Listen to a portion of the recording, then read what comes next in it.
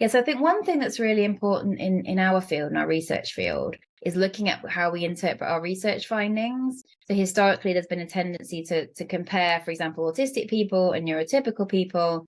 And whenever you see a difference between those groups, to interpret that as a deficit in the autistic group.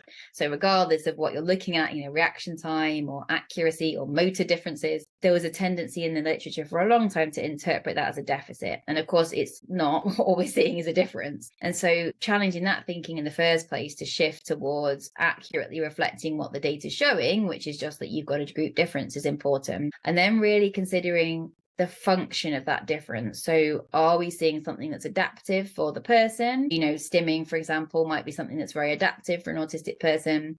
So yes, they might be doing more of it than somebody else, but it's helping with stress and anxiety, and therefore it's contributing to positive outcomes for them. Or where are we seeing things that might be maladaptive for the person, which means something that they may be doing to try to cope with an environment that nonetheless is going to have negative consequences for them. And therefore, what we might want to do is figure out what we can change in the environment so they don't have to react in that way.